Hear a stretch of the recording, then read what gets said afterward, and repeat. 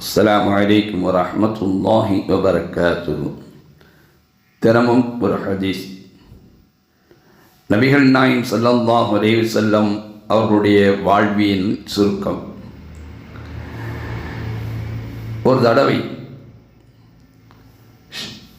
ஷாம் தேசம் புஷ்ரா என்கின்ற நகரம், அங்கே பஹீரா என்கின்ற துறவி, அவருடைய சிறப்பு பெயர் ஜர்ஜிஸ் என்கின்ற சிறப்பு பெயரோடு வாழ்ந்து வருகின்ற, மக்களுக்கு மத்தியிலே நன்மதிப்போடும் மிகப்பெரிய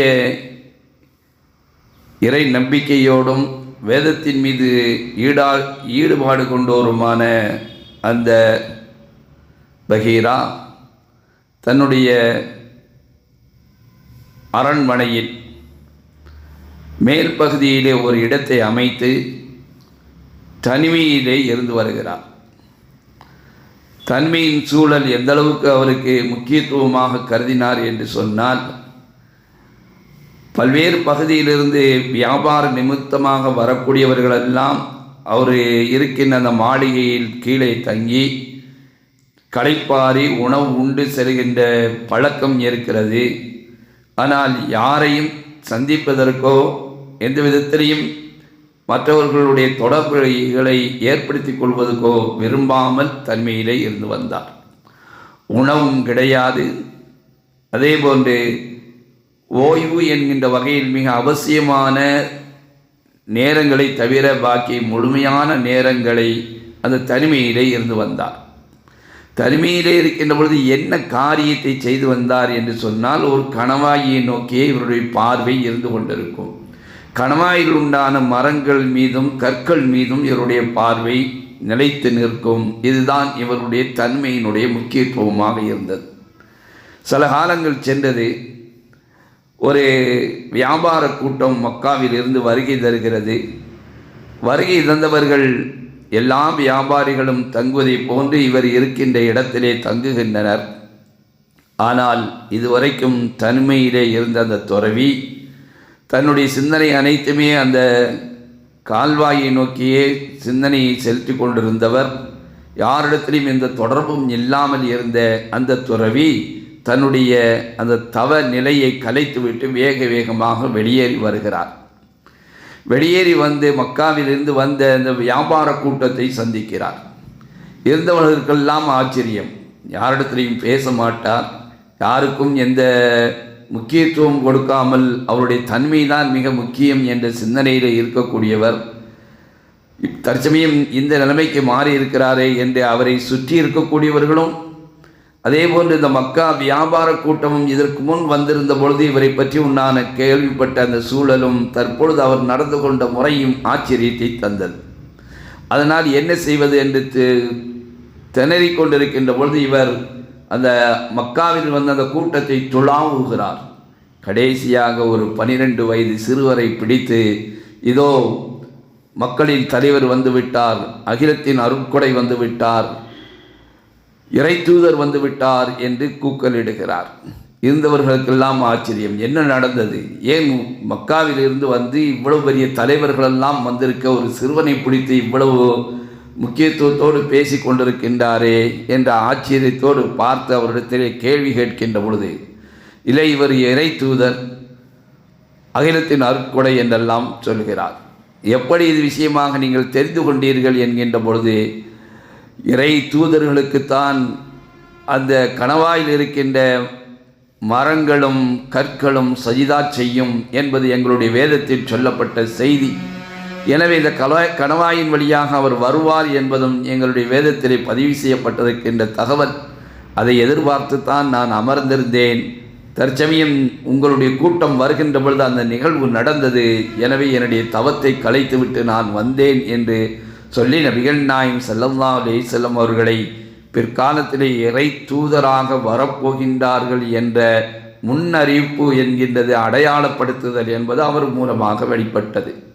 அவருக்காக வேண்டி அந்த வந்திருக்கின்ற கூட்டத்திற்காக வேண்டி விருந்தோம்பல் செய்தார், கண்ணியப்படுத்தினார், சங்கை செய்தார். அத்தனை முடித்துவிட்டு வேறொரு தகவலையும் சொன்னார். நீங்கள் ஷாம் தேசத்திற்கு தொடர்ந்து பிரயாணம் மேற்கொள்ள வேண்டாம், இந்த புஸ்ரா நகரத்தோடு நீங்கள் திரும்பி விடுங்கள். காரணம், ரோமர்களும் யகூதிகளும் இவருக்கு ஆபத்தை விளைவிப்பார்கள். எனவே இவரை திருப்பி அனுப்பிவிடுங்கள், மக்காவுக்கு அனுப்பிவிடுங்கள் என்கின்ற பொழுது அவர்களுடைய பெரிய தந்தை அபு தாலிப் அவர்களை மக்காவுக்கே திருப்பி அனுப்பி வைப்பதற்குண்டான முயற்சியை கையாளுகின்றார்கள். நபிகள் நாயகம் ஸல்லல்லாஹு அலைஹி வஸல்லம் அவர்களுக்கு அப்பொழுது வயது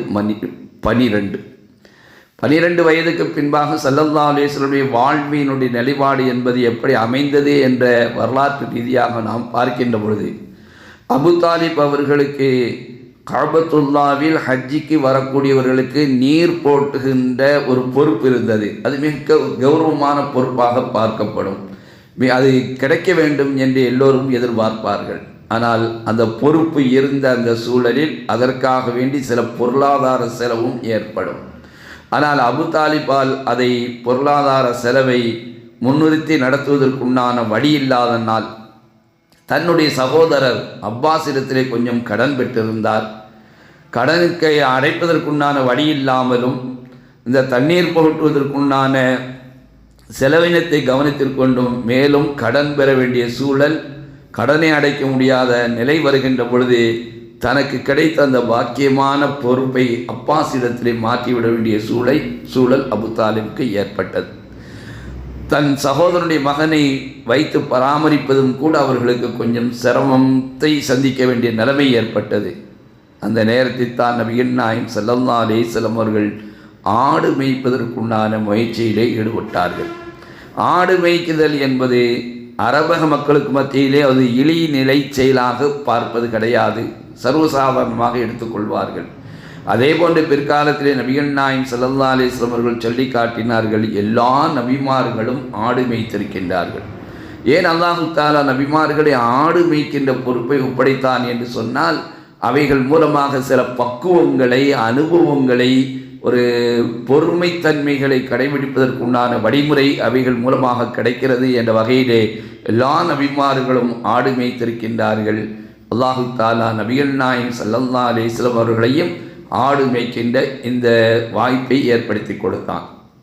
இது கிட்டத்தட்ட 25 வயது வரைக்கும் ஸல்லல்லாஹு அலைஹி வஸல்லம் அவர்கள் இந்த பணியை செய்கின்ற நடைமுறையும் ஸல்லல்லாஹு அலைஹி வஸல்லம் அவர்களிடத்திலே இருந்தது. இதற்கு இடைப்பட்ட சூழலில் ஸல்லல்லாஹு அலைஹி வஸல்லம் அவர்களுக்கு 20வது வயதிலே ஒரு நிகழ்ச்சி ஒன்று நடந்தது. மிக முக்கியத்துவம் வாய்ந்த நிகழ்ச்சியாக ஸல்லல்லாஹு அலைஹி வஸல்லம் அவர்களே அந்த நிகழ்ச்சியை பற்றி பெருமிதம் அடைகின்ற சூழலில் இருக்கிறது. எனவே ஸல்லல்லாஹு அலைஹி வஸல்லம் அவர்கள் 10 வயதை கடந்து 15ஆம் வயதுக்கு இடையிலே 12ஆம் வயதிலே இப்படி ஒரு சந்திப்பும், அதற்கு அடுத்தபடியாக அவர்கள் ஆடு மேய்க்கின்ற அந்த பொறுப்பை கையில் எடுக்கின்ற இந்த நிலைப்பாடு தொடர்கின்ற இந்த சூழலில் ஸல்லல்லாஹு அலைஹி வஸல்லம் அவர்களுக்கு 15ஆம் வயதிலிருந்து 20ஆம் வயது வரைக்குமான அந்த நிலையில் 20ஆம் வயதிலே ஒரு நிகழ்வு நடக்கிறது. அது என்ன என்பதை இன்ஷா அல்லாஹ் இதனுடைய தொடரிலே நாம் தெரிந்து கொள்வோம். அஸ்ஸலாமு அலைக்கும் வரஹ்மத்துல்லாஹி வபரகாத்துஹு.